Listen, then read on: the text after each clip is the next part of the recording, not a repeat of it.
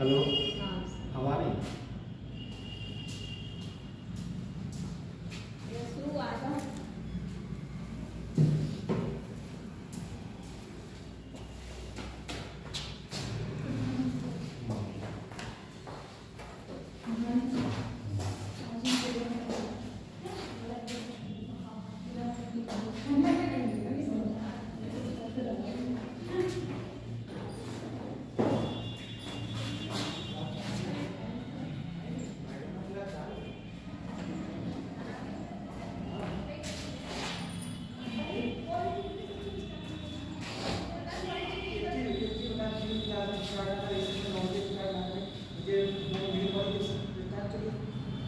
अभी चालू थोड़ी है, चालू कर दिया।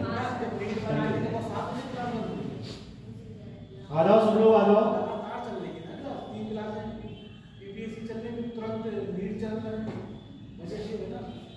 आ जाओ सब लोग, आ जाओ। तो लेट से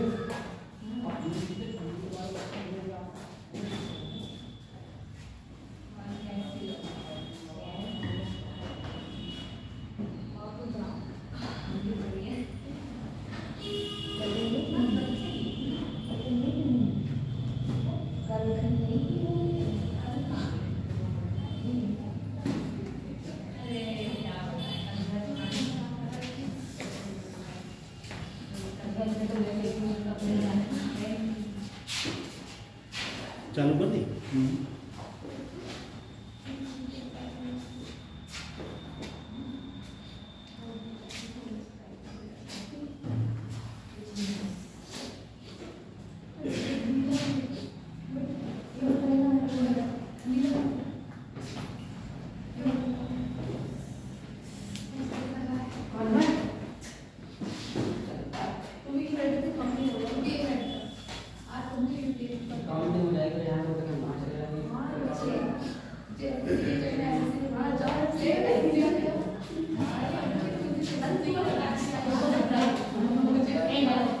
बेटा बात मत करो, चल रहा है, शुरू हो गया।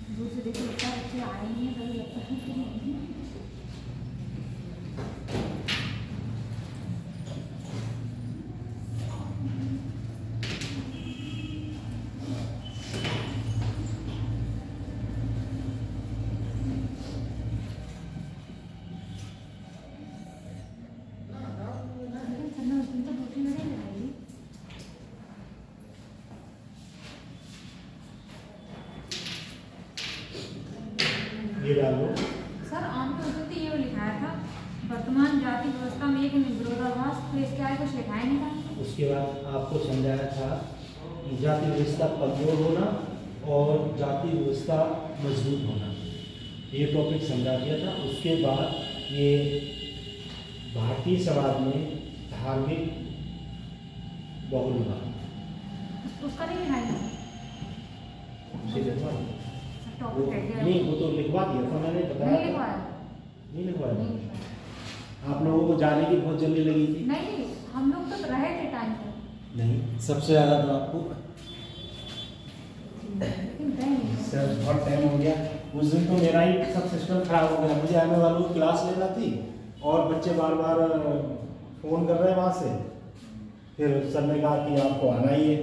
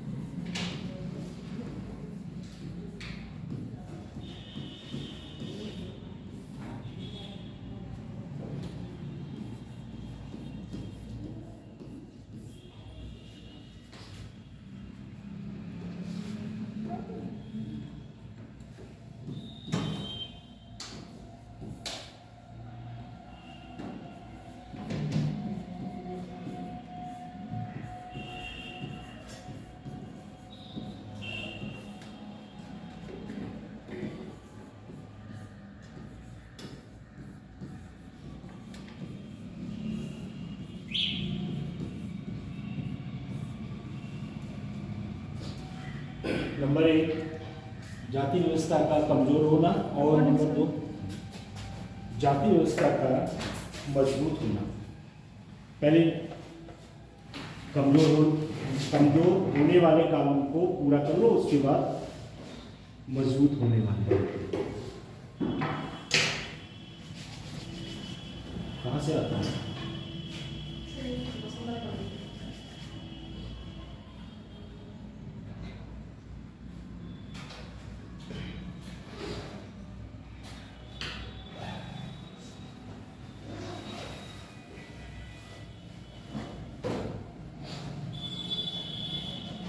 नंबर 1 में जाति व्यवस्था का कमजोर होना।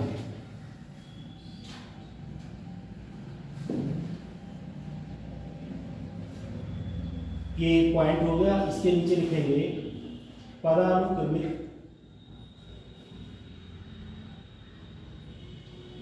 संरचना में परिवर्तन।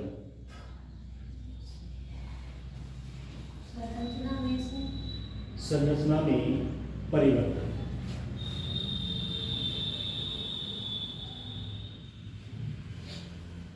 इसके आगे लिखेंगे शुद्धता और प्रदूषण पर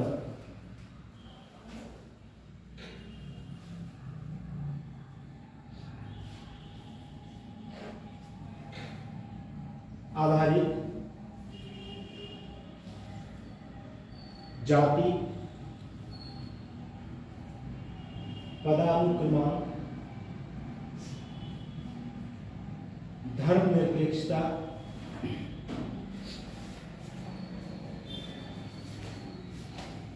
के कारण कमजोर हो गए। नेक्स्ट पॉइंट इसी में जजमानी प्रणाली का टूटना। जजमानी प्रणाली का टूटना।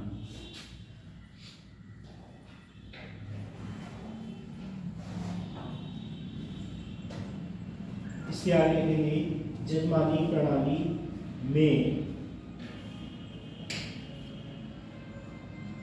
वस्तुओं और सेवाओं का आदान प्रदान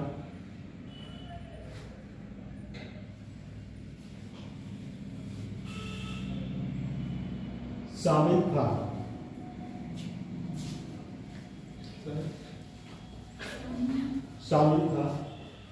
जिसमें प्रत्येक जाति व्यवस्था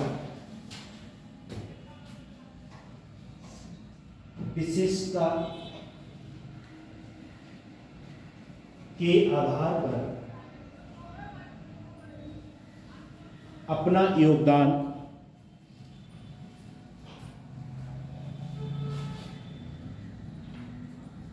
देती थी।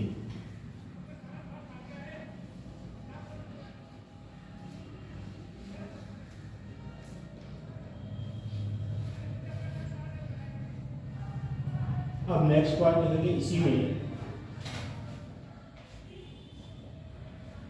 परंपरागत रूप से निर्धारित व्यवसाय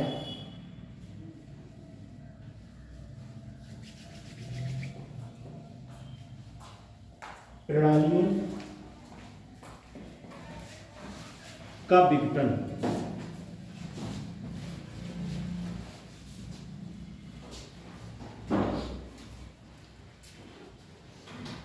इसी के आगे वैश्वीकरण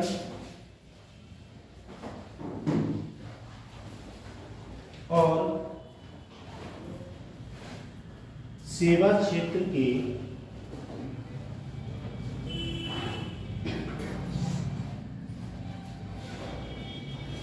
उदय के कारण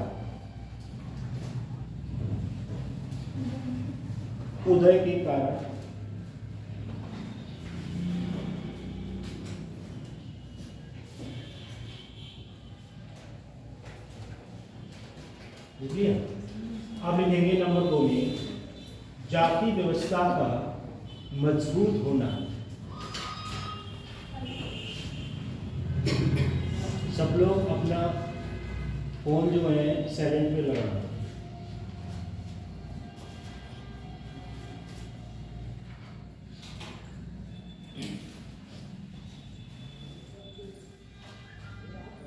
इसके आगे लिखेंगे नंबर 1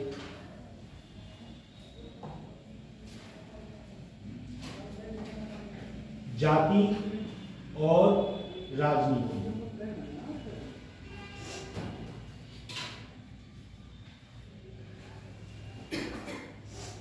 इसी के आगे जाति और राजनीति के प्रयास के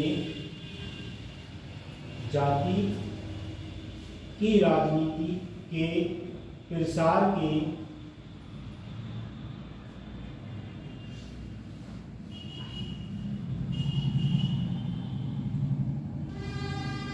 परिणाम स्वरूप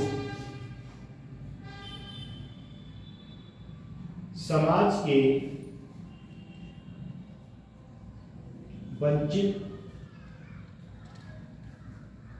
और हाशिए पर पड़े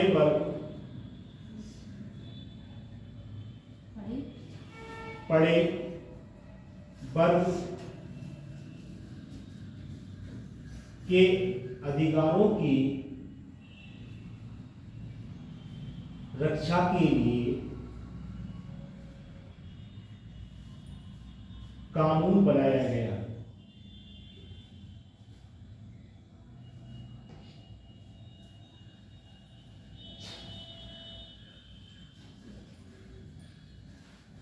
इसी में नेक्स्ट पॉइंट लिखेंगे लोकतांत्रिक विकेंद्रीकरण।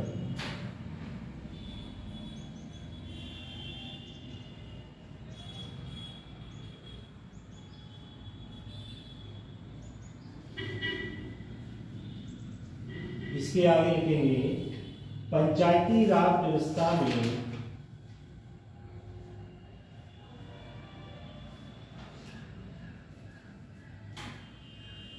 आरक्षण के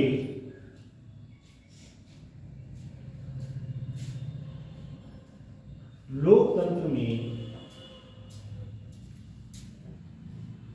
निचली जातियों के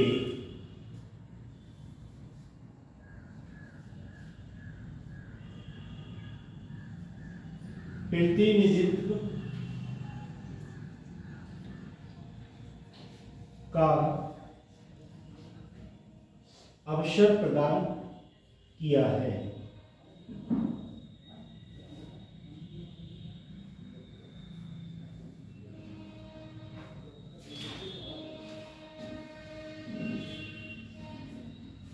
इसी में नेक्स्ट पॉइंट लिखेंगे जाति आधारित संरचनात्मक कार्रवाई।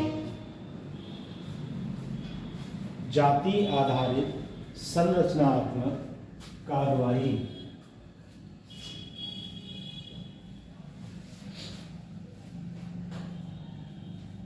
इसके आगे लिखेंगे शिक्षा और नौकरियों में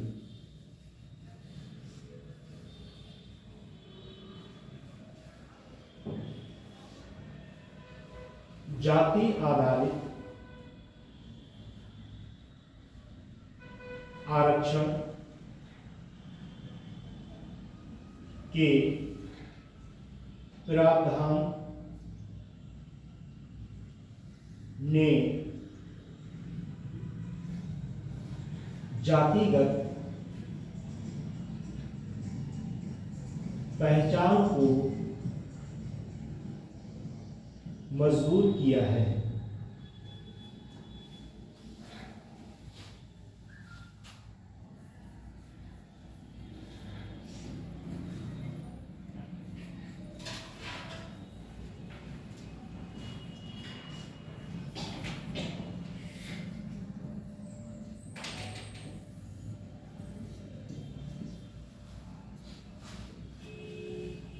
सबसे पहले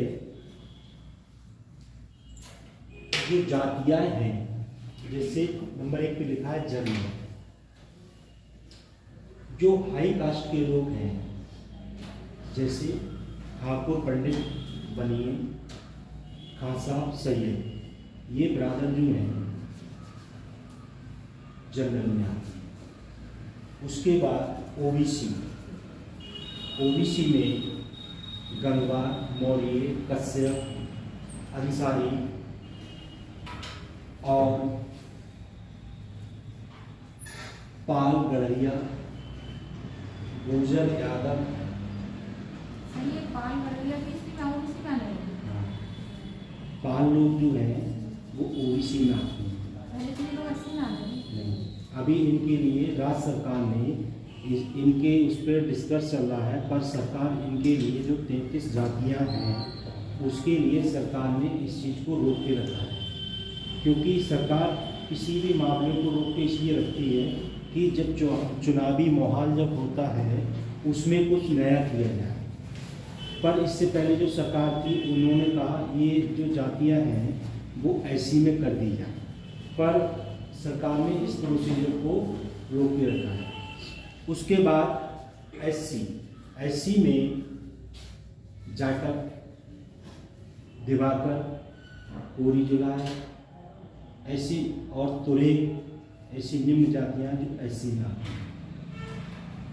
अब बात करते हैं एसटी में मीणा, भील, संथाल और टोना, इस प्रकार की निम्न जातियां जो हैं वो एसटी में आती हैं, जिसे कहते हैं अनुसूचित जनजाति। इनका जो आरक्षण है, जैसे अगर 100 सीटों पे सरकार ने वैकेंसी निकाली तो 100 सीटों में से लगभग 50 सीटों के आसपास जनरल में। अब 50 सीटें जो बची उसमें से लगभग ओबीसी की 25 कर देंगे। अब 25 सीटें जो बची उसमें से 10 सीटें लगभग कर देंगे एससी और 5 सीटें कर देंगे एसटी।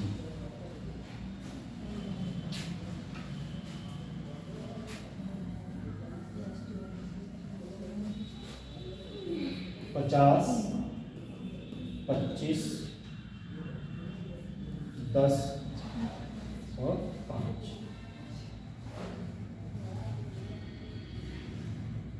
कितनी हो गई? 50 और 10 75, 75, 10 85 और 85 ये यहाँ कर देते हैं 15 और ये 10। ठीक है, 50 जनरल की हो गई, 25 ओबीसी की हो गई और 15 एससी की हो गई और एसटी की 10 हो गई। तो 10 और 15 25 और 25 50 50 100। जो पूरी टोटल जो 100 सीटें हैं, 100 सीटों में से इस कैटेगरी में नौकरियों का जो प्रोसीजर होता है वो ऐसे निकलता है। और जातीय आरक्षण जैसे जातीय आरक्षण कैसे निकलेगा?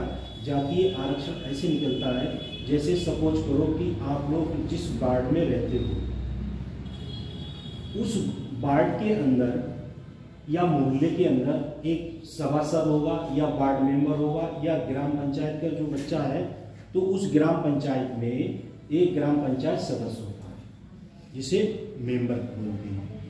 उसके मोहल्ले के अकॉर्डिंग उसमें जितने लोग निवास करते हैं उन लोगों की जनसंख्या प्लस उन लोगों की जाति, उसके अकॉर्डिंग आरक्षण तय होता है। जैसे सपोज करो कि अभी 2011 में जनगणना हुई थी और 2011 की जनगणना के अकॉर्डिंग सरकार ने 2021 में जनगणना होनी थी, पर कोविड आ गया, इस चक्कर में जनगणना नहीं हो पाई। और जनगणना नहीं हो पाई उसके बाद जो है सरकार ने क्या करा, पुराने आरक्षण को ही उठा के देखा कि भाई ये स्थिति क्या है। इसी स्थिति को देखते हुए हमारे लोकसभा में जो महिलाओं का परिदृश्य है, महिलाओं का आरक्षण है, वो उन्होंने कितना कर दिया, 33%। सर मैंने ऐसा पढ़ा था कि मतलब 50% SC ST वालों के लिए है और बाकी सबके लिए 25% है। इसमें नहीं, मैंने कहीं पढ़ा था ऐसा। नहीं, जो आपने पढ़ा होगा वो सही पढ़ा होगा, पर मैं एक आपको इस रेशियो के अकॉर्डिंग बता रहा हूँ। जैसे जातीय जो प्रोसीजर है वैकेंसियों का, वो इस टाइप से हुआ है। 100 अगर वैकेंसी निकली, मेरे कहने का मतलब ये है SC ST वालों के लिए ज़्यादा सीटें होती हैं और OBC जनरल वालों के लिए कम होती है। सर फिर से पढ़ रहे हैं सर, अभिषेक सर ने पढ़ाया था, तो यूपीएससी की हम लोग तैयारी कर रहे हैं। इसमें जनरल वालों को 6 अटैम्प्ट है, OBC वालों को 9 अटैम्प्ट है और ST SC इन लोगों को अनलिमिटेड है। बेटा वो चीज़ नहीं पढ़ा रहा हूँ नहीं, मैं एक आपको बेसिक बात बता रहा हूँ, बेसिक बात तो नहीं समझे। जैसे सरकार जातीय के आधार पे मतलब जनगणना के अनुसार जो आरक्षण होता है, जो नेक्स्ट पॉइंट उसे जरा दोबारा फिर से पढ़ो तब समझ में आएगा आपके।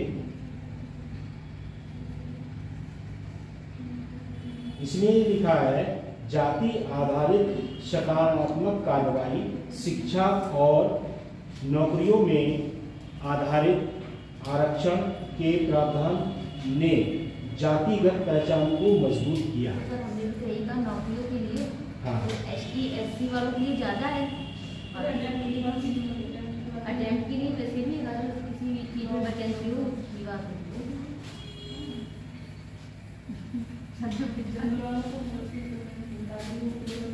SC वालों का मीन्स भी कम है ना।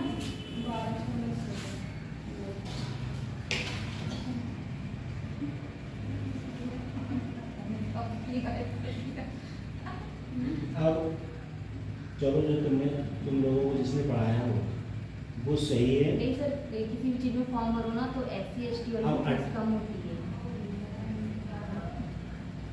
फीस की बात हो रही है नहीं सर, या इस बात की बहस नहीं हो रही है कि क्या होता। मेरे कहने का मतलब ये है, जैसे आरक्षण का जो सिस्टम है उसके अकॉर्डिंग मैंने आपको एक बेसिक बात बता कि अगर 100 सीटें हैं, 100 सीटों में ऐसे डिवाइड होता है, ठीक है।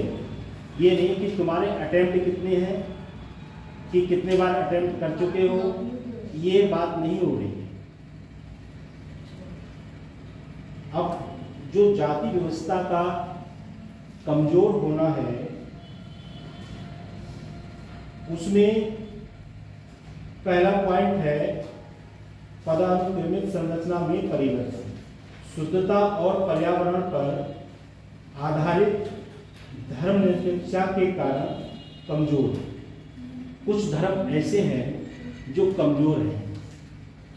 उसके बाद है जजमानी प्रणाली का टूटना। जजमानी प्रणाली ऐसी प्रणाली होती है, जैसे पहले जजमानी प्रणाली चलती थी, जैसे ग्रामीण क्षेत्र में जो पंडित लोग होते थे और जो जजमान होते थे वो क्या करते थे, अपने अपने घरों के लिए वो जजमानी रूप में सेवाएं प्रदान करते थे। जैसे जब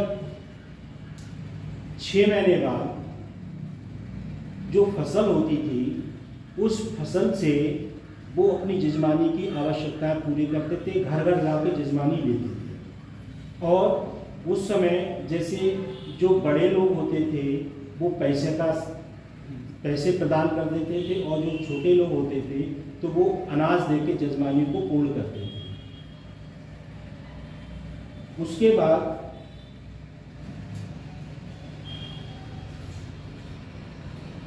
प्रत्येक जाति व्यवसायिक विशेषता के आधार पर अपना योगदान देते थे। जैसे आप लोगों ने देखा होगा, कुम्हार जाति को समझते हैं, जो बर्तन बनाने के कार्य करते हैं, मिट्टी के बर्तन।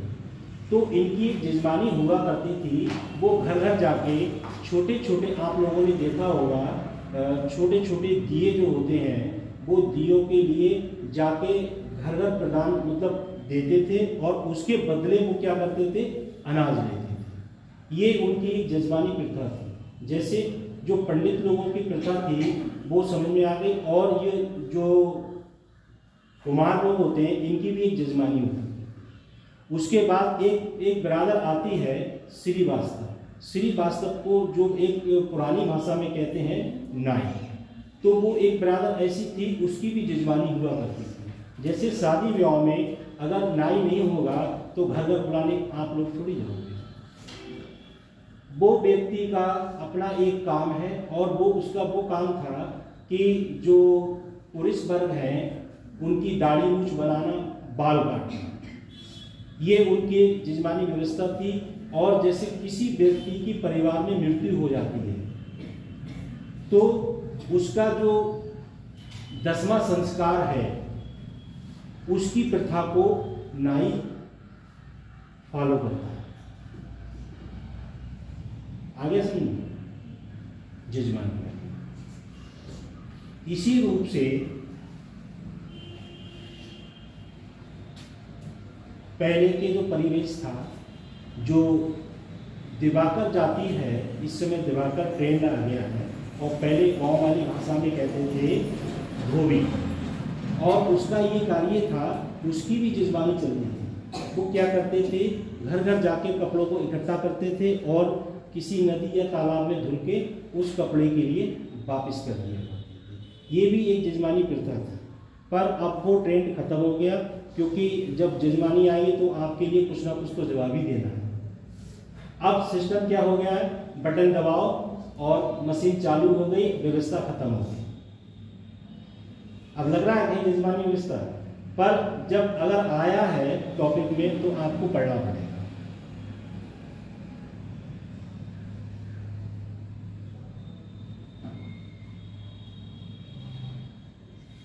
उसके बाद नेक्स्ट पॉइंट है परंपरागत रूप से निर्धारित व्यवसायिक प्रणालियों का विघटन। जो व्यवसायिक प्रणाली थी उनकी सेवा का उदय हो गया। जैसे अब कुम्हार के बनाए हुए बर्तन जो हैं उनमें कोई खाना खाता है, कुछ लोग खाते भी होते हैं। और जो इस समय जो चीनी के जो बर्तन चल रहे हैं, आप किसी के घर पे जाओगे, चाहे भले वो कितने पैसे वाला हो, तो वही प्लेटें, रेडीमेड प्लेटें आपके सामने पेश कर देगा और उन्हीं में आपके लिए नाश्ता पानी या जो भी प्रोसीजर है वो खिलाएगा। पर जो पहले की प्रथा थी, पीतल के बर्तन, और पीतल के बर्तनों में लोग खाना खिलाते थे, एक प्रथा थी, पर अब सिस्टम चेंज हो गया है। जैसे जैसे प्रोसीजर बदलता गया वैसे वैसे क्षेत्र भी और परिदृश्य भी बदलता गया। अब जैसे इसमें दूसरा टॉपिक है जाति व्यवस्था का मजबूत होना। जाति व्यवस्था को मजबूत होने के कारण क्या है, जाति जो है राजनीति का परिवेश हो गया है। राजनीतिक परिवेश हो गया है, ऐसा परिवेश हो गया है जैसे सपोज करो कि पीलीभीत में या अन्य किसी जिले में जिस जाति का समीकरण ज़्यादा उच्च लेवल का है और उस जाति का पूर्ण रूप से उस क्षेत्र में बोलबाला है, तो उसी जाति का प्रत्याशी या उसी जाति से किसी व्यक्ति के लिए चयनित कर दिया जाएगा, और या बाहर से उसी जाति का कोई व्यक्ति लाया जाएगा जिसे राजनीति में उतारा जाएगा, और उतारने के बाद उसका वर्चस्व बढ़ जाएगा और उस पर कोई राजनीतिक पद आ जाता है। उसके बाद जो राजनीतिक पद आ जाता है उसकी रक्षा के लिए कानूनी व्यवस्था भी की जाती है। जैसे ए ग्रेड में एसपीजी कमांडर, जो ब्लैक कमांडर होते हैं, जैसे आप लोगों ने देखा होगा कि अगर कोई बड़े स्तर का नेता अगर अपने पीलीभीत में आता है या किसी भी ज़िले में आता है, तो वहाँ की जो सिक्योरिटी है पहले से आके उस जगह को चयनित कर लेती है, और चयनित करने के बाद चारों तरफ हाई फाई सिक्योरिटी का प्रबंध किया जाता है। इसलिए कि अगर जो भी नेता है राजनीतिक परिदृश्य में है, इसलिए की जाती है कहीं उसके साथ किसी प्रकार की कोई घटना नहीं हो जाए। जैसे पहले किसी समय हमारे देश की प्रधानमंत्री थी इंदिरा गांधी, उनके बाद राजीव गांधी, क्योंकि उस समय सिक्योरिटी का इतना प्रबंध नहीं था भी तो उन्हें ये पता नहीं थी कि हमारे साथ इस प्रकार की कोई घटना घटित हो जाएगी। किसी व्यक्ति को ये पता होती है मेरे साथ क्या होने वाला है, या किसी व्यक्ति को ये पता होती है मेरी मृत्यु कब होगी, इस चीज को किसी को कोई पता नहीं। आप लोगों को पता है ये भी नहीं होगी कि हम इस यहाँ अगर एजुकेशन लर्न कर रहे हैं तो हम किस पोस्ट पे चयनित हो जाए, आपको भी ये पता नहीं। क्योंकि जब परीक्षा क्रैश कर लोगे और उसके बाद जिस कैटेगरी में या जिस रैंक में फंसोगे उस रैंक के अकॉर्डिंग आपको पोस्ट पे चयनित कर दिया जाए। पर जब पोस्ट आपको मिल जाएगी और पोस्ट से सहमत नहीं होगे तो कहोगे इतनी मेहनत हमने की, लाओ एक बार और मेहनत कर लिया जाए और अच्छी परीक्षा कोई अच्छी कर लिया। क्योंकि छोटी मोटी नौकरियों से लोग संतुष्ट नहीं होते। जिस व्यक्ति को जो नौकरी मिल जाती है उस नौकरी से वो व्यक्ति संतुष्ट नहीं होता है। जैसे सपोज करो आपके परिवार में घर में कोई व्यक्ति अगर किसी पोस्ट पे होगा, उससे पूछना कि जूनियर में हो या प्राइमरी में हो या पीजीटी हो या असिस्टेंट प्रोफेसर हो या प्रोफेसर हो या एसोसिएट प्रोफेसर हो, तो इससे आप संतुष्ट हो? तो वो सीधे ऑप्शन में आपको सीधे कहेगा ये नौकरी में कोई फायदा नहीं। क्योंकि एक ऐसा परिदृश्य है जिस चीज में जो व्यक्ति होता है उस चीज से वो व्यक्ति संतुष्ट नहीं होता। अब जैसे मैं एक उदाहरण दे रहा हूँ, मेरे साथ के 2-3 लोग जो है KBS नवोदय में EMRS में पोस्टेड हैं। मैं उनसे पूछता हूँ PGT हो 1.25 लाख तनख्वाह मिलती, संतुष्ट हो? बोले इसमें बिल्कुल संतुष्ट नहीं है, अच्छा नहीं लगता है पढ़ाते हुए। अब 1.25 लाख मिल रहा है और अच्छा नहीं लग रहा है, फिर इससे ज़्यादा बेहतर क्या बात है? क्यों? उस नौकरी में आपने दिन रात एक नहीं दी, केवल जैसी MA किया और PGT में फॉर्म डाला, नंबर आ गया, इंटरव्यू दिया, सेलेक्ट हो गए, तो आपको वैल्यू पता नहीं रहेगी। 10-20 हज़ार के 50-40 हज़ार के फार्म डाल दोगे और लाइन में लग के इंटरव्यू दोगे नौकरी के लिए, प्रयास करोगे, अनेक स्थानों पे जाओगे तब पता लगेगी कि हाँ ये इस चीज़ की वैल्यू है। और ऐसी नौकरी मिल जाए तो उसे कुछ पता लगे। ऐसा परिदृश्य होता है जिससे कि व्यक्ति को जिस विभाग में होता है उससे उसकी संतुष्टि भी। सर ऐसा तो नहीं है, तो सब टीचर प्रोफेसर ऐसा तो नहीं है, इसको जो मिल जाए उसमें राजी होता है। ऐसा गलत बोल रहे हैं आप, उल्टा बता रहे हैं। नहीं, उल्टा नहीं बताया कि एक हम बेसिक आपको बात बताया है कि कुछ आजकल तो जो नौकरी मिल गई वही सबसे बढ़िया है, चाहे कोई सी भी हो। पर कुछ लोग ऐसे हैं उससे संतुष्ट नहीं हो, सब उससे आगे बढ़ना चाहते हैं। बिल्कुल सर ऐसा होता है। मतलब अगर किसी को मिल जाए, प्रिंसिपल बनना चाहता है और उसे मिल गई तो उससे आगे बढ़ने की सोचती है। अब जैसे प्रिंसिपल कोई बन जाए तो वो ये सोचता है प्रिंसिपल से ऊपर पोस्टिंग हो जाए, सब स्कूलों का अधिकारी बन जाए। ऐसा भी होता है क्योंकि प्रिंसिपल बनने के लिए अपने आप में बहुत बड़ा लोड हो जाता है इसको।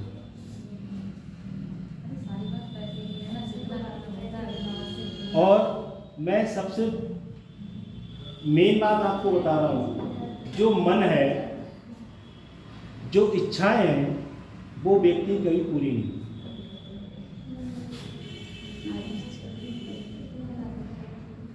उसके बाद लोकतांत्रिक विकेंद्रीकरण जो है वो पंचायती राज व्यवस्था में आरक्षण के लोकतंत्र में निचली जातियों के लिए प्रतिनिधित्व करता है।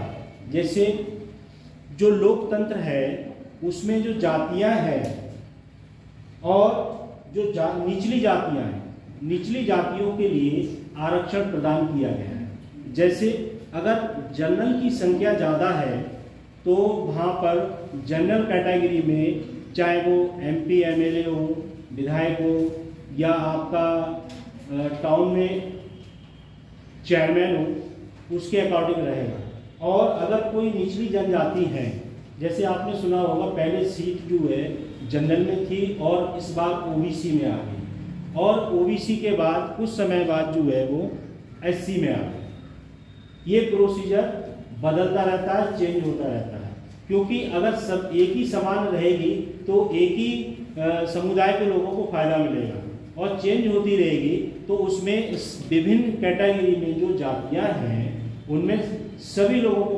मौका मिलेगा चुनाव लड़ने का।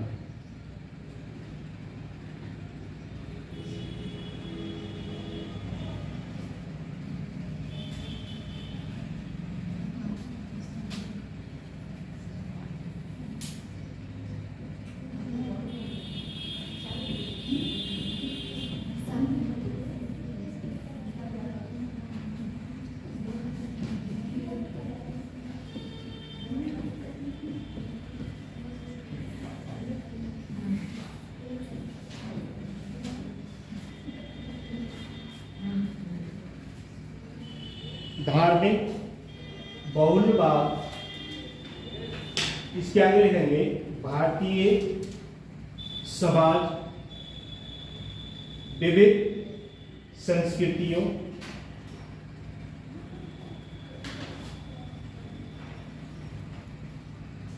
लोगों, भाषाओं और धर्म का देश है। जहां धर्म लिखा है उसके नीचे ब्रैकेट में लिख लो धर्मों का देश है, क्योंकि भारत में विभिन्न धर्म पाए जाते हैं।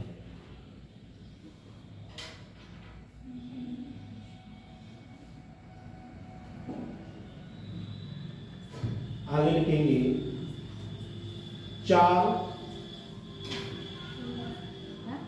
चार विश्व धर्मों का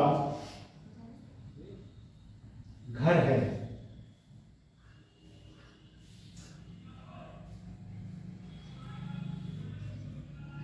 नंबर 1 हिंदू धर्म, नंबर 2 बौद्ध धर्म, नंबर 3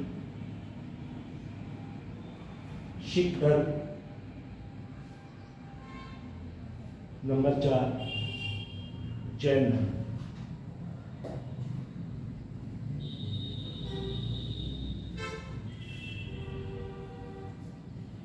अब नेक्स्ट पॉइंट लिखेंगे प्रत्येक नागरिक को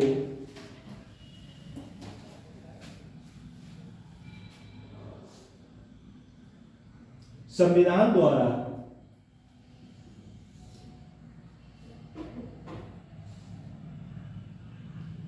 संरक्षित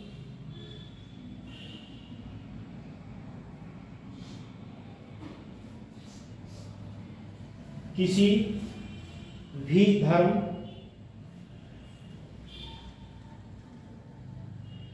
या आस्था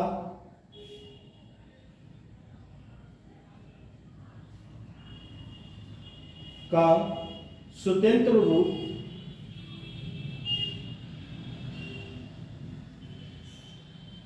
से अभ्यास,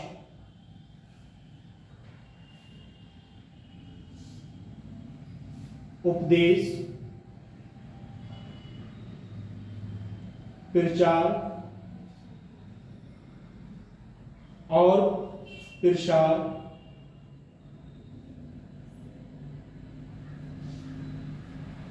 करने का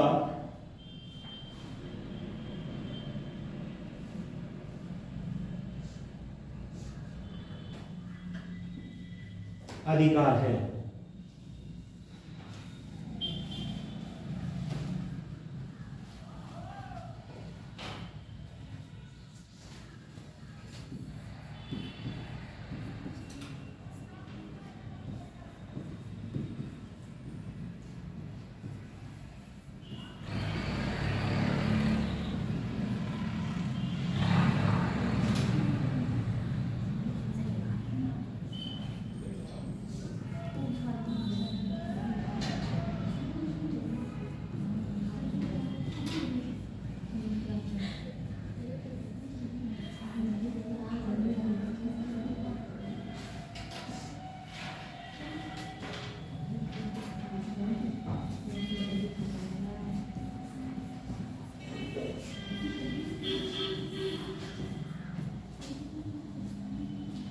नेक्स्ट पॉइंट लिखेंगे बहुसंस्कृतिवाद और बहुलवाद।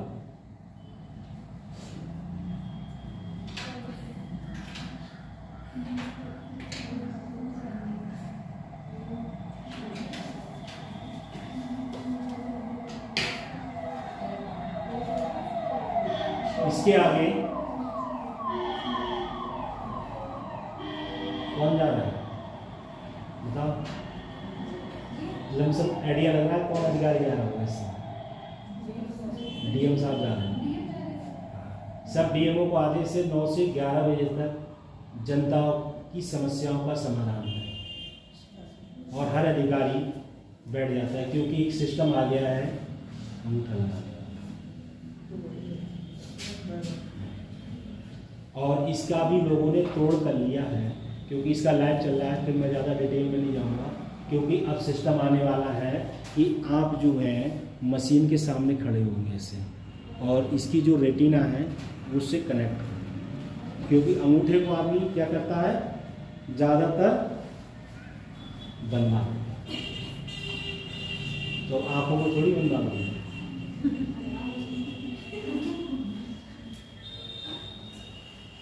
क्योंकि हिंदुस्तान में सबसे ज़्यादा चलता है जुबान।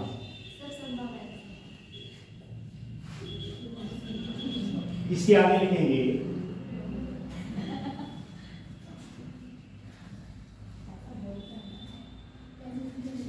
पैसा बस एक ही जगह नहीं बोलता है, जब आदमी की आखिरी सांस चलती है। अगर वहां भी बोलता होता तो लाखों से करोड़ों से लोग देगा। और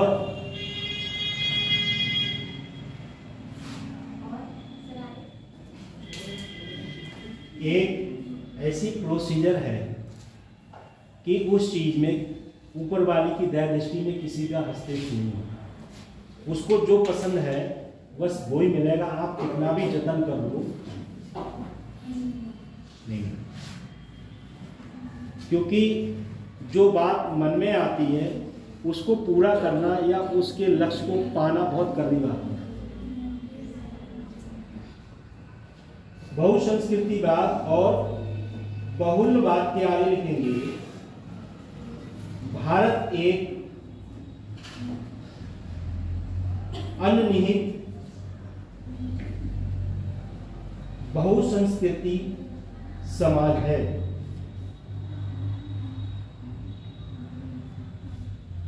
जो विचारों, विश्वासों और आस्था की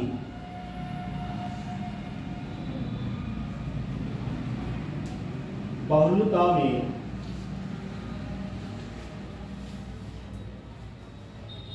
विश्वास करता है।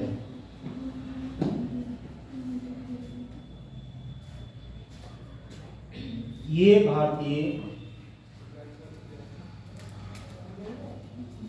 संस्कृति को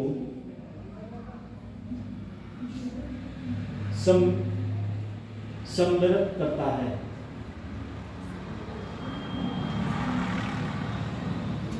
और हमारी विविधताओं में इंसाफ करता है।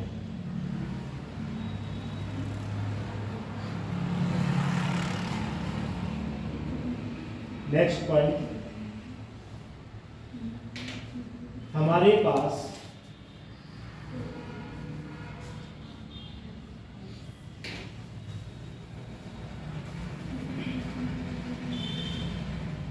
हिंदू,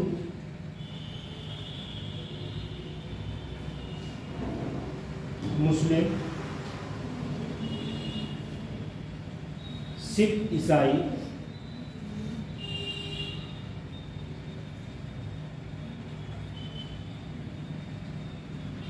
जैनियों, बौद्ध,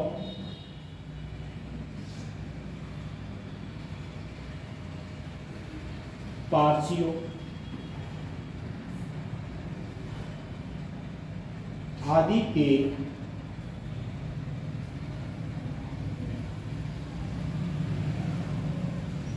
जीवन समुदाय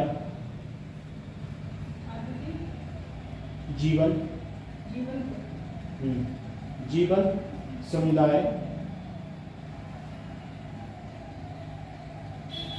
हैं जो एक दूसरे के साथ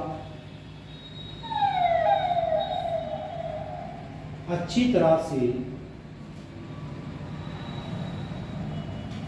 मिश्रित हो गए हैं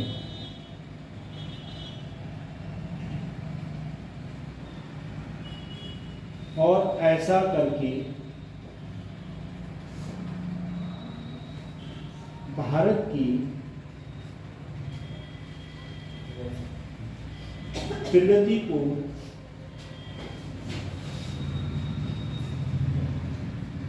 बढ़ाया है।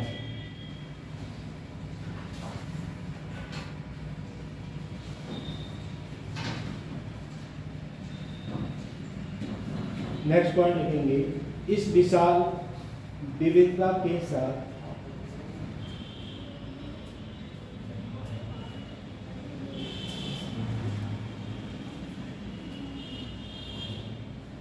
एक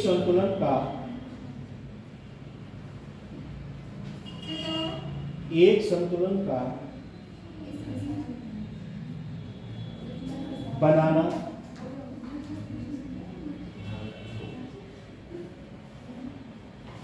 हमेशा एक राष्ट्र के लिए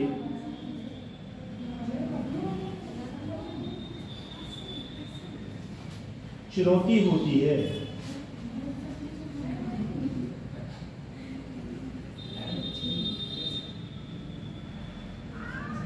बहुलवाद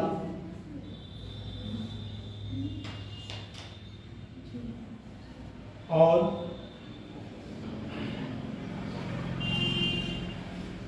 बहुसंस्कृतिवाद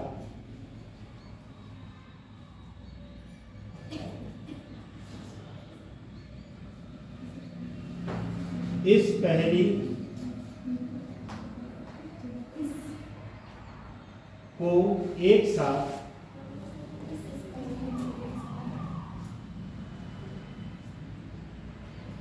प्रतिबंधित करने के सब एक नंबर बताना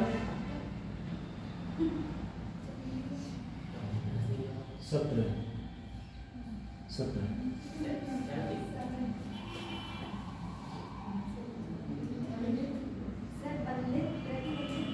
करने के दो तरीके हैं।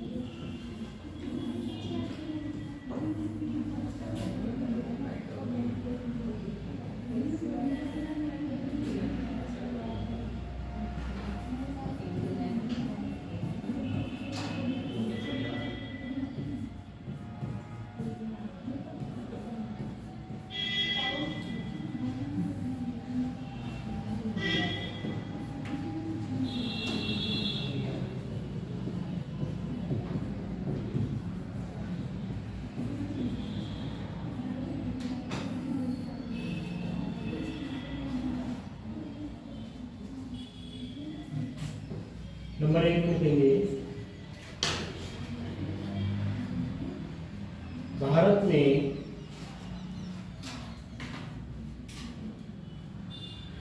बहुलवाद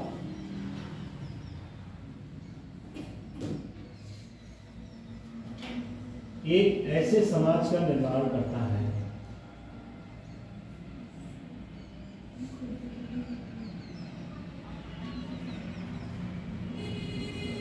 जहां सभी समूहों का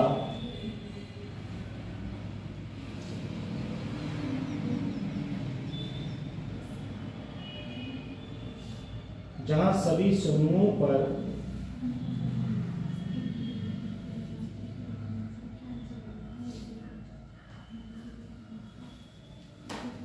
बेटा बोल रही है, नमाज पढ़ रही है। क्या नाम है आपका? तो ऐसे घर पे बोलते रहती है।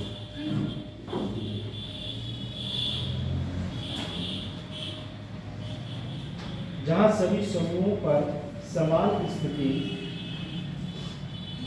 लागू किए बिना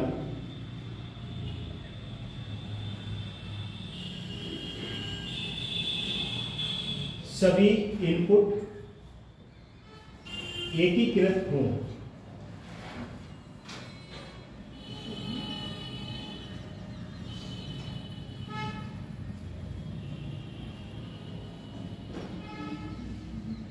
इसी में लिखेंगे उदाहरण के लिए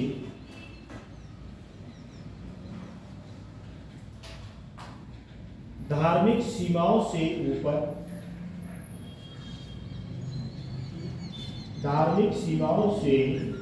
ऊपर उठकर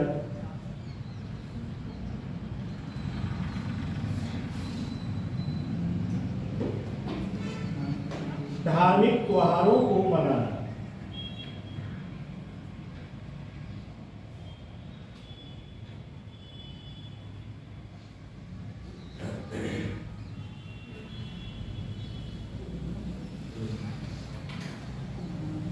नंबर 2 में लिखेंगे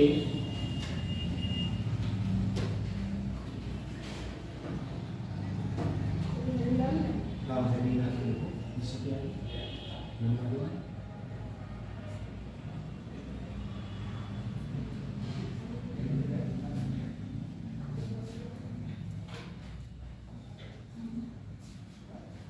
इसके आगे लिखेंगे बहुसंस्कृतिवाद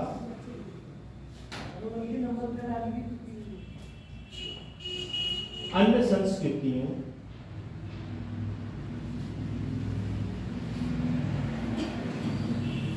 और धर्मों के प्रति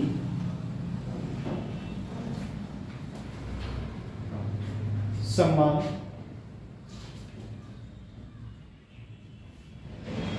और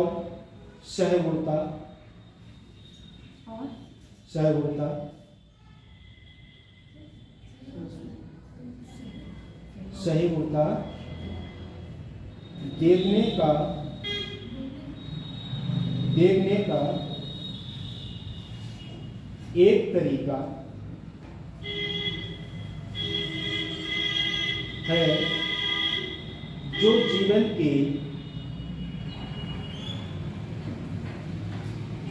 हर क्षेत्र में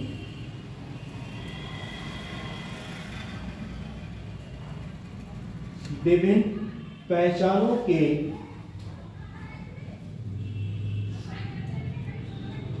दावे की अनुमति देता है।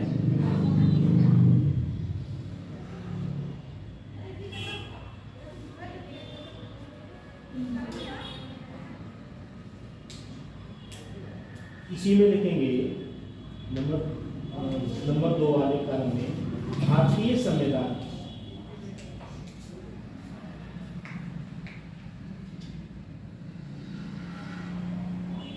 इस किस्म के संरक्षण के लिए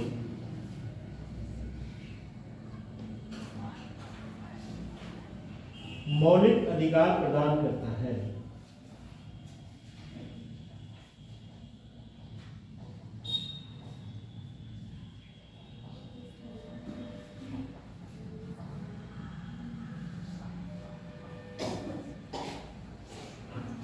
उदाहरण के लिए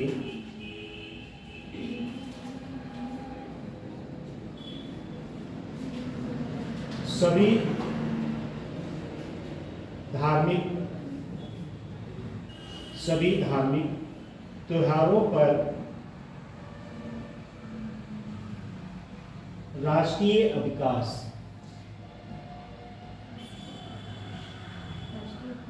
अवकाश।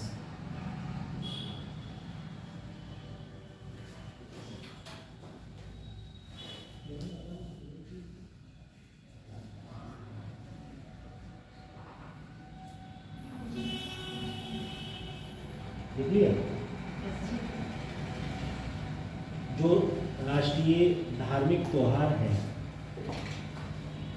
उसमें राष्ट्रीय अवकाश रहना जरूरी है। जैसे कल कौन सा त्योहार था? गुरु नानक जयंती और गंगा स्नान। हिंदू धर्म में बच्चों, बेटा इधर सुनो एक मिनट। हिंदू धर्म में एक प्रथा है कि एक साल में एक बार गंगा स्नान तो करें। अब कुछ लोग इसलिए नहीं आते हैं कि गंगा का पानी गंदा हो, ऐसा भी नहीं। और गंगा स्नान हिंदू धर्म में बहुत जरूरी है, और हिंदू धर्म में किसी व्यक्ति का एक पुत्र होना भी बहुत जरूरी है, बहुत जरूरी है। जैसे किसी व्यक्ति की अगर लड़कियां पुत्र नहीं है, ये तो ऊपर वाली की दया दृष्टि है, इसमें कोई हस्तक्षेप नहीं कर सकता। अगर किसी की बेटी बेटियां हैं तो वो ये कहता है ऊपर वाले एक बेटी ना होकर एक लड़का भी होना बहुत जरूरी है, क्योंकि लड़कियां जो हैं वो सब अपने अपने ससुराल जब चली जाएंगी तो लास्ट में क्या होगा, उस प्रॉपर्टी का हिस्सा होगा, और हिस्से में जो है जिसकी जो इच्छा होगी वो वैसा प्रोसीजर को अपनाएगा। फिर उसके बाप का जो नाम है, परिवार की जो भूमिका है, उसका वहीं पर क्या होता है, अंत हो जाता है।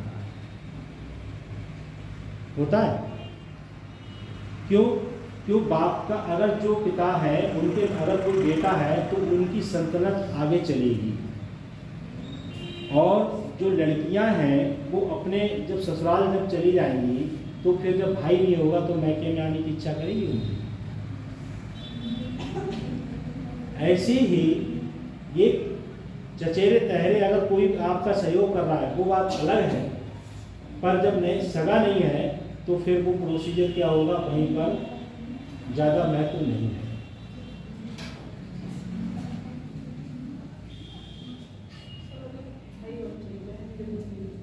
बहन भी जरूरी है, भाई भी जरूरी है। अगर भाई होगा बहन नहीं होगी तो राखी कौन बांधेगा, भैया दूज कौन करेगा, ये भी तो जरूरी है। जो पुरानी रीति रिवाज है वो भले ही मॉडर्न जमाना आ जाए, मॉडर्न एजुकेशन आ जाए, पर रीति रिवाज तो वही चलती है। क्योंकि दीपावली का जब पर्व आएगा, चाहे वो लड़की से या लड़के से, दीपक तो सबको ही जलाना है। वो बात अलग है, आप बेस तो परीक्षा की तैयारी कर रहे हो, फिर भी कभी 2 मिनट का समय निकाल के ये प्रक्रिया को करना बहुत जरूरी है। लड़की भी होना जरूरी है, लड़का भी होना जरूरी है। तभी एक सरकार ने नारा दिया है, क्या नारा दिया है? तब कहोगे सर ऐसे कह रहे हैं, हम दो और हमारे दो, दिया है। तो ये अगर कोई नारा बनाया गया है या कोई लोगो लगाया गया है तो उसका कोई भी बेस होगा। इसलिए लड़की भी जरूरी है, लड़का भी जरूरी है, और लड़कों से ज़्यादा लड़कियां माँ बाप की सेवा ज़्यादा करती हैं। क्योंकि महिला सशक्तिकरण में ऐसा परिवेश है कि लड़कों के पास तो समय नहीं होता है, और वो क्या करते हैं, कहीं जॉब पे चले जा रहे हैं, लड़कियां थोड़ी बहुत माँ बाप की हेल्प भी करती हैं।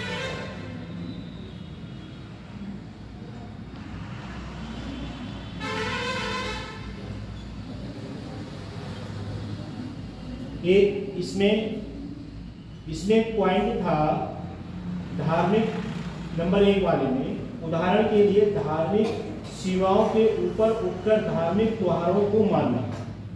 जैसे जो हमारा समाज है उसमें विभिन्न जाति विभिन्न धर्म के लोग हैं, उसमें कुछ लोगों का जीवन स्तर छोटा होता है और कुछ लोगों का जीवन स्तर ज़्यादा होता है। जैसे मैं एक आपको उदाहरण बता दे रहा हूँ, जो अच्छे पैसे वाले हैं उनकी जो बिल्डिंग है बहुत अच्छी बनी होगी, जो लोग स्तर के लोग होंगे उनको जीवन यापन करने के साधारण बिल्डिंग बनी होगी। जैसे दीपावली का पर्व देखा होगा आपने, और एक बेसिक बात बता रहा हूँ, जो ज़्यादा पैसे वाला होगा उसने अपने घर को बहुत अच्छे से डिजाइन कर लिया होगा, क्योंकि उसके पास पैसे का अभाव नहीं है। और जो बेचारा गरीब स्तर का है, लो उच्च निम्न वर्ग का है, तो वो क्या करता है, जो उसकी वेशभूषा है, जो उसका परिदृश्य है, या जो उसकी एक क्षमता है कि इतने पैसे मैं खर्च कर सकता हूँ, उसके अकॉर्डिंग अपने घर को उसने सजा लिया।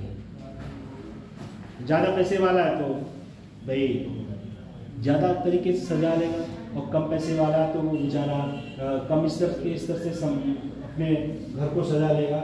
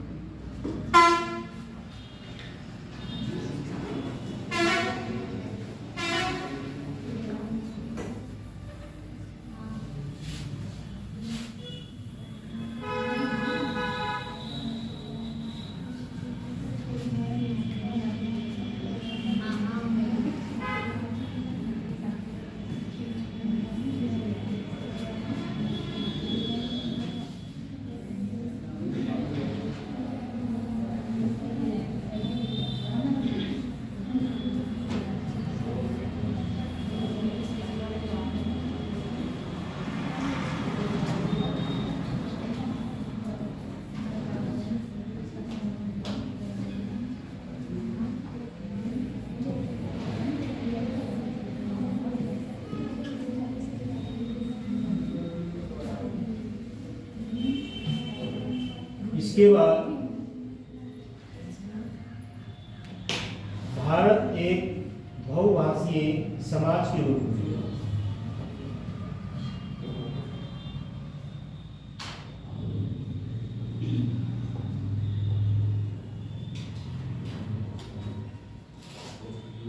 इसमें लिखेंगे नंबर 1, स्वतंत्रता के बाद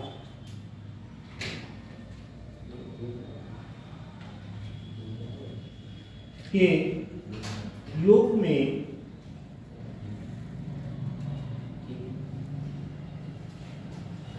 भाषाई विविधता के कारण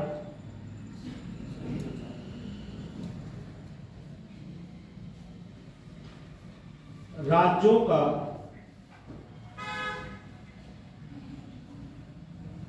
भाषाई पुनर्गठन हुआ।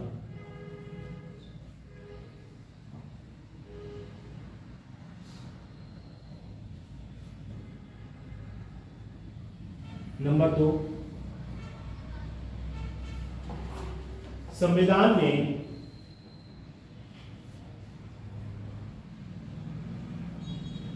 आठवीं अनुसूची के तहत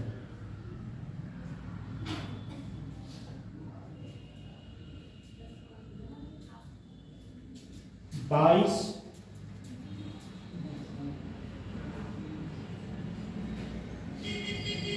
आधिकारिक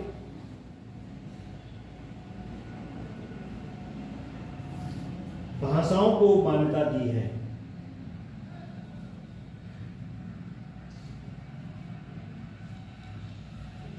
जो 8वीं अनुसूची है उसके नीचे डैश लगा लो, और जो 22 है उसके नीचे डैश लगा लो।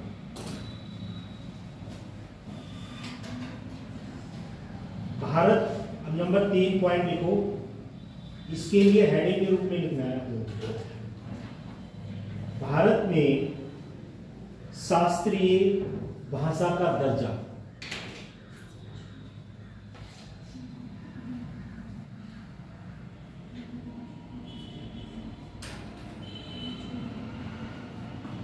इसके आगे लिखेंगे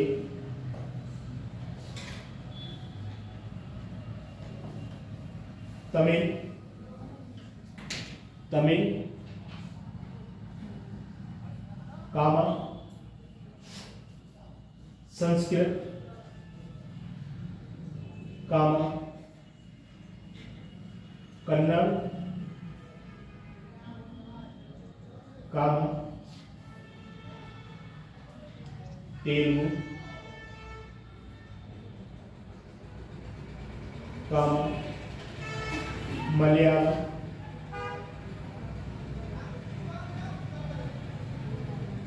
और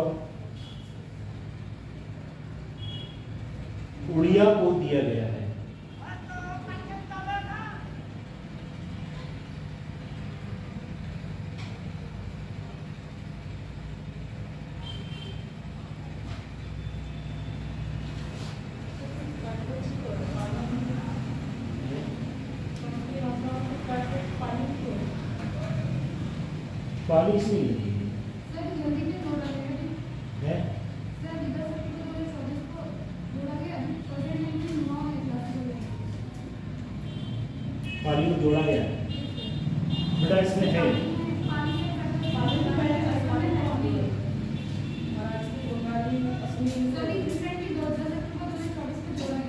हाँ, तो अभी 10 अक्टूबर को जोड़ा गया, फिर इसमें नहीं है क्योंकि जब जोड़ा जाएगा जो नई बुक लॉन्च होगी उसमें इसको लिखा जाएगा, क्योंकि इसमें अभी है नहीं,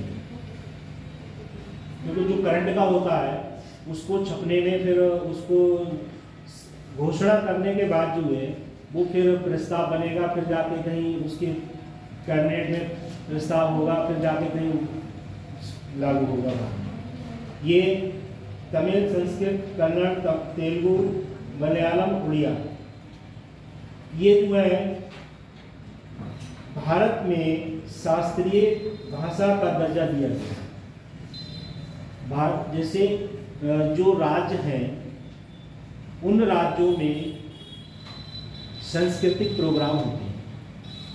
सांस्कृतिक जैसे अभी जिस राज्य में जो प्रोग्राम पे ज़्यादा महत्व दिया जाता है, जिसको ज़्यादा दर्जा प्राप्त है, तो उसी के रूप में ज़्यादा माना जाता है। जैसे उत्तर प्रदेश में क्या चलता है,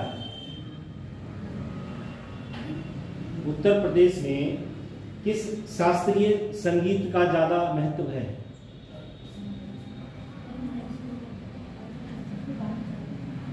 अहमदाबाद में किसका है? गरबा का। और दूसरा डांडिया। गरबा और डांडिया कहाँ के हैं? गुजरात के। ऐसे ही आपको हर राज्य का क्या क्या है ये पता होना चाहिए। उत्तराखंड का कौन सा है? उत्तराखंड में किस शास्त्रीय संस्कृति को दर्जा दिया गया है?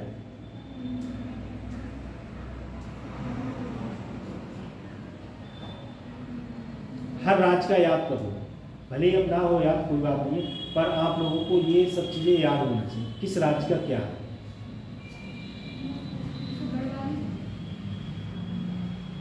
उसके बाद ये हो गया। अब नेक्स्ट पॉइंट लिखेंगे आंकड़े एक नजर में। आंकड़े जो हैं हेडिंग डाल लो, उसके बाद उसके नीचे लिखेंगे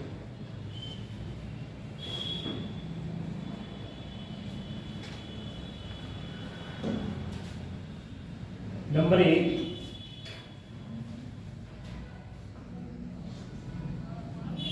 1961 की जनगणना के अनुसार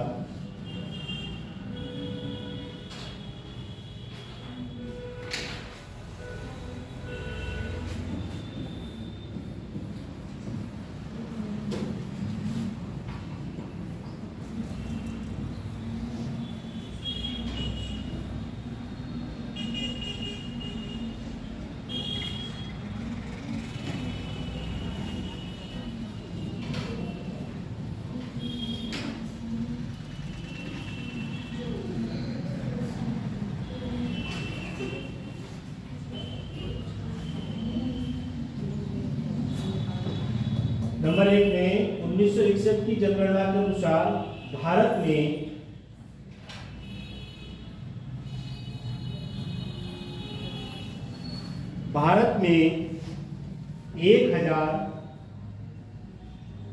1652 बोर्ड पे लिख दिया मैंने, इस टाइप से लिखना 1652 डैश लगा के इस टाइप से लिख लो।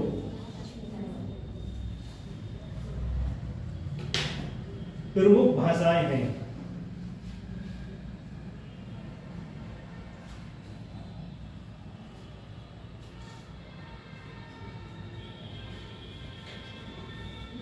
लिख लिया? 1961 अब लिखना नहीं है। 1961 का जो समय था, उस समय जो भारत में प्रमुख भाषाएं थी वो कितनी थी? 1652। उसके बाद दूसरा पॉइंट 2000 वो 2011 की जनगणना के अनुसार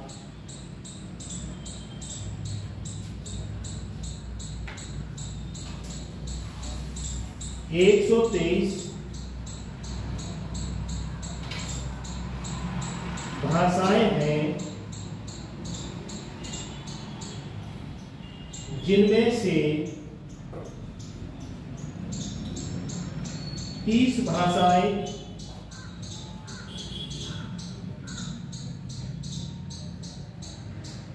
एक मिलियन से अधिक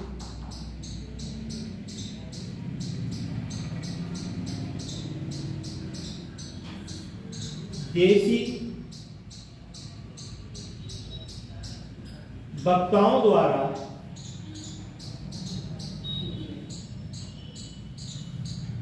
बोली जाती है।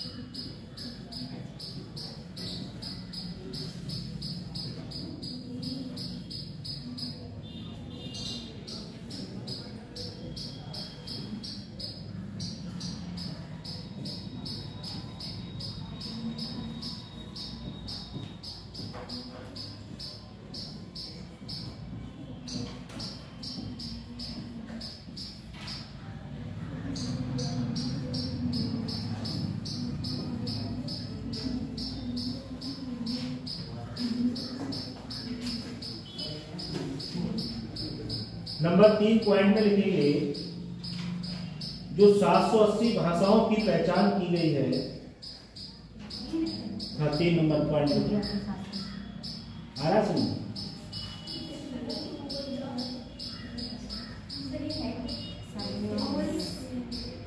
मैंने इसमें नाम लिख दिया है, लिखने को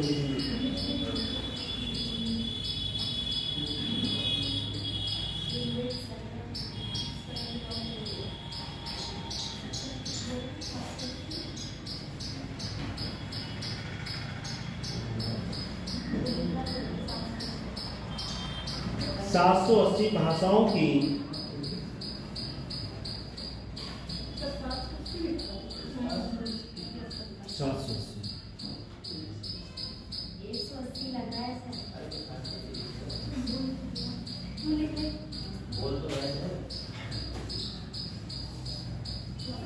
अब हो गया।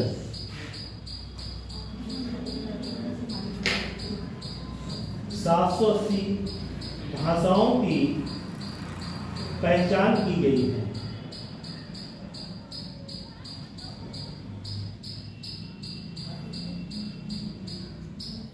जिनमें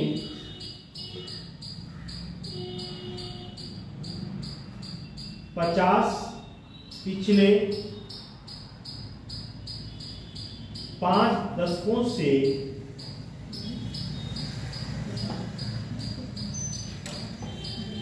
विलुप्त हो चुकी हैं।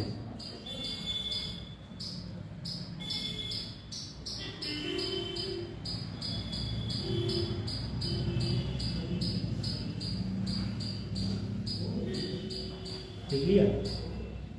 जैसे अभी लिखना नहीं है, जैसे हमारे भारत देश में विभिन्न जातियां, धर्म, समुदाय के लोग रहते हैं, तो ऐसे ही हर जाति की जो लैंग्वेज है वो इस टाइप की होती है कि उसका एक अपनी पहचान है। जैसे पंजाब, उनकी जो लैंग्वेज है वो अलग है। अब जैसे कोई मराठी है तो उसकी जो लैंग्वेज होगी वो मराठी है। कोई हरियाणा का जट होगा, जाट जो होगा, तो उसकी लैंग्वेज क्या है, हरियाणा जैसी होगी। हरियाणा की लैंग्वेज कोई बोल पाएगा? लौंडे किधर जा रहा है? जट का लौंडा होके फिर भी काम ऐसे ही करे, यही भाषा है। क्योंकि हर व्यक्ति की अलग अलग विचार है। जैसे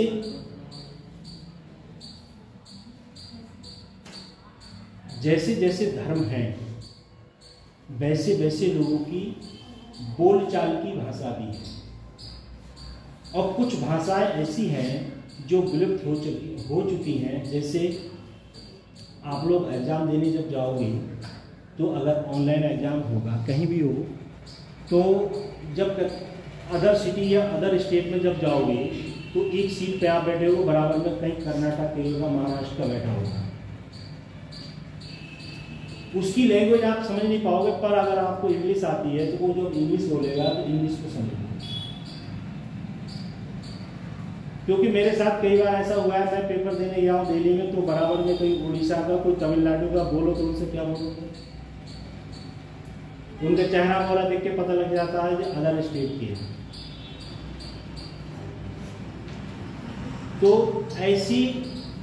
ऐसी जो भाषाएं हैं वो विलुप्त हो चुकी हैं। क्योंकि अब एक ट्रेंड आ गया है कि हिंदी मीडियम ना पढ़ के इंग्लिश मीडियम पढ़ लिया जाए, और जब इंग्लिश मीडियम के बच्चों से हिंदी लिखाने बैठोगे तो वो लिख ही नहीं पाता। बताओ, क्योंकि 780 को समझ नहीं पाएगा, उसके लिए बताना पड़ेगा 780। वो समझेगा ही नहीं 780 सर क्यों क्या बोल रहे हैं। उस बच्चे के ऊपर होके निकलता रहेगा, सर मैंने हिंदी मीडियम में पढ़ोगे। पर इसमें जब क्लास में पढ़ाओ तो हिंदी मीडियम, इंग्लिश मीडियम के सब बच्चे बैठे होते हैं, तो कभी इंग्लिश में ही बोलना पड़ता है, कभी हिंदी में ही बोलना पड़ता है। तो जो भाषाएं हैं वो क्या हो गई हैं? विलुप्त हो गई हैं। तो जो विलुप्त भाषाएं हैं उनको आप ध्यान रखना, उन्हें अंडरलाइन कर लो नीचे कि कितनी विलुप्त हो गई हैं, कितनी भाषाएं हैं, कितनी थी? 1652 थी, उनमें से कितनी विलुप्त हो गई हैं, कितनी रह गई हैं। और उसके साथ साथ आपको ये पता होना चाहिए 1961 में कितनी थी और 2011 में कितनी है। और उसके बाद जो भाषाएं हैं 123 जनगणना के अनुसार 2021 में, उसमें से 30 भाषाएं क्या है? 1 मिलियन से अधिक देसी वक्ताओं द्वारा बोली जाती हैं। देसी वक्ताओं का मतलब समझते हैं? जैसे जो ग्रामीण परिवेश के लोग होते हैं वो सीधे तू तड़ाक की भाषा करते हैं, और उनकी जो बोलने का प्रोसीजर है वो ऐसा होगा, किसी पढ़े लिखे आदमी के सामने बोल दोगे तो वो ये कहेगा भाई ये आदमी है या कोई मतलब ग्रामीण क्षेत्र का जानवर। कुछ भाषाएं ऐसी हैं कि उनको बोलने से सामने वालों को ये लगेगा कि ये व्यक्ति कौन सी भाषा का इस्तेमाल कर रहा है। जैसे आप जाट हो, आपकी मीरगंज क्षेत्र में रिश्तेदारी है, ये गांव पड़ता है हल्दी खुर्द। उस गांव की भाषा ऐसी है आपको पूरे हिंदुस्तान में घूम लोगों नहीं मिलेगी। और गांव भी है, उसमें सब बिरादर जाति धर्म के लोग हैं, और उस गांव के लोग जब इकट्ठे होते हैं सब वही भाषा बोलते हैं, चाहे वो किसी जाति का व्यक्ति से। उस गांव के जितने भी लोग हैं वो उसी भाषा को बोलते हैं। और जब वो उस गांव से बाहर निकलेंगे, कहीं दूसरे समाज में, दूसरी परिवेश में जाएंगे, तो उनका बोलने का तरीका एकदम चेंज हो जाएगा। और उसमें हर जाति के लोग हैं, गंगवार, मौर्य, जाट, पंडित, ठाकुर, बनिए, जितनी भी चाहे 2-4 घर हैं, वो जब उस गांव में होंगे तो वही भाषा बोलेंगे जो उनके गांव में ट्रेंड के रूप में चल रही है। और जब वो गांव से बाहर निकलेंगे तो वो भाषा इस्तेमाल नहीं करेंगे।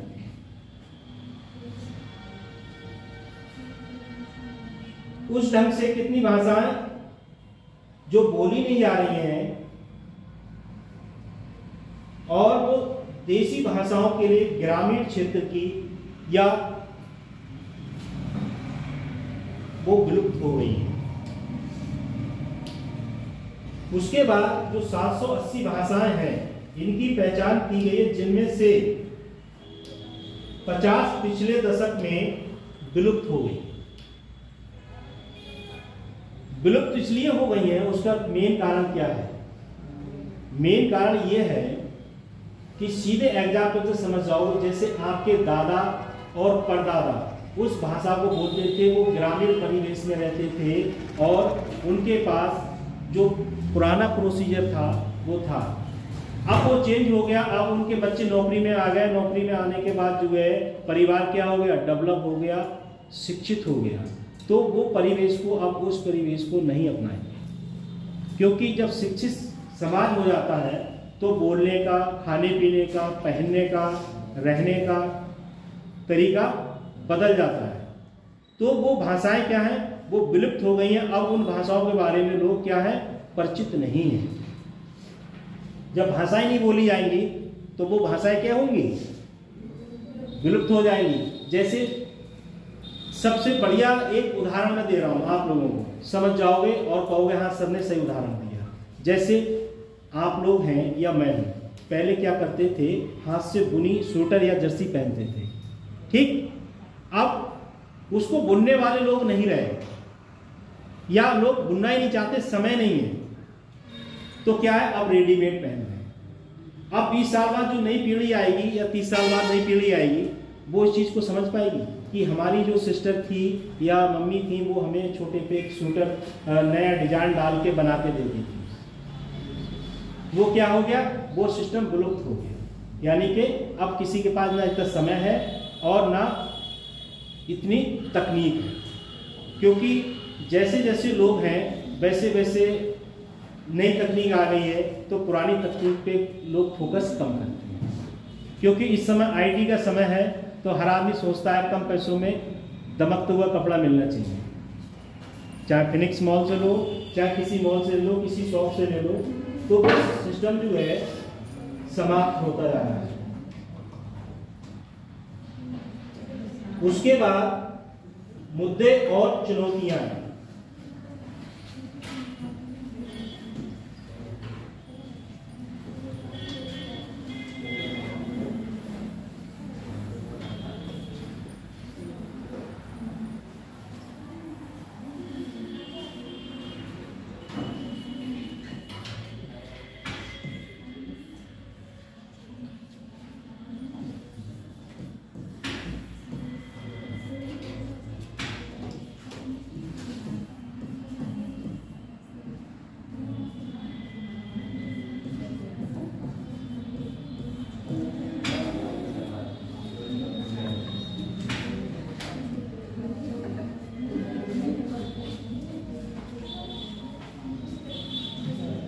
मुद्दे और चुनौतियां 5 मिनट और रहेगा, लिख लो, 1-2 पॉइंट और मिल जाएंगे आप लोगों को। नंबर 1, क्षेत्रवाद और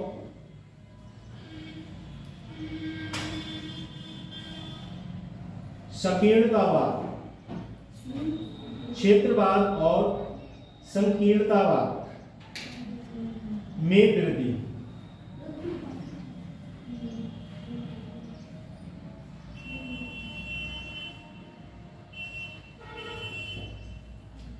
एक राज्य में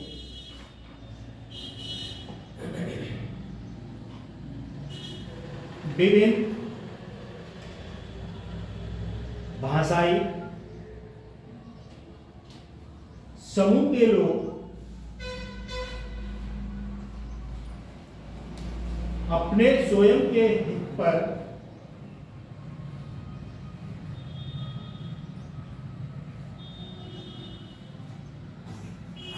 ध्यान केंद्रित करते हैं, जिससे संकीर्णता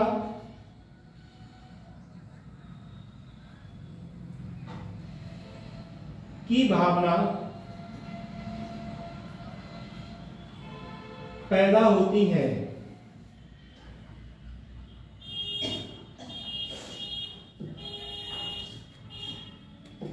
उदाहरण के लिए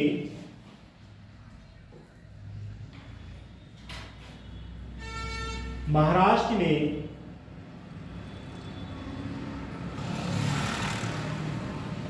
मराठा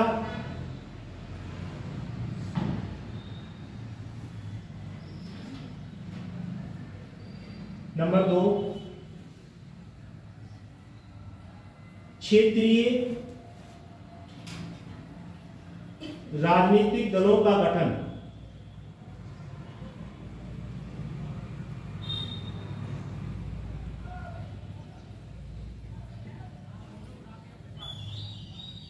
इसके आगे लिखेंगे भाषावाद के कारण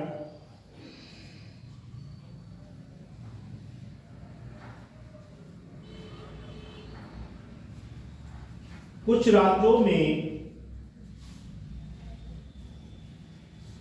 क्षेत्रीय राजनीतिक दलों और सरकारों का गठन हुआ है।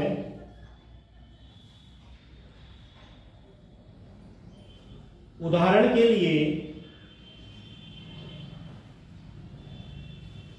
DMK, इंग्लिश में लिख लो DMK, चाहे हिंदी में लिख लो DMK तमिलनाडु की द्रविड़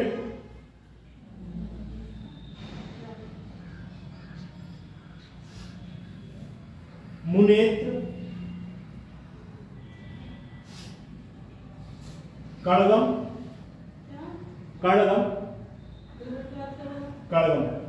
मुनित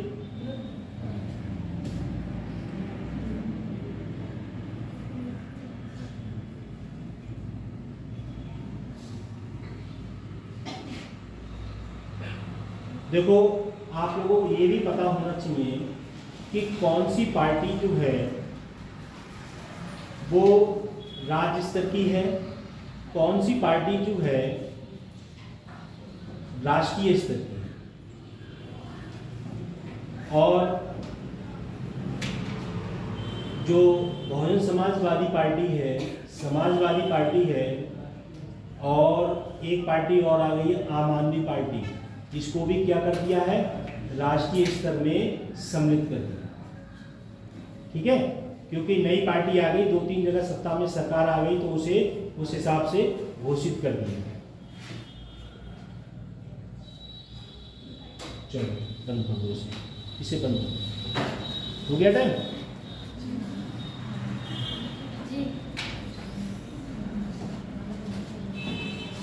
इधर से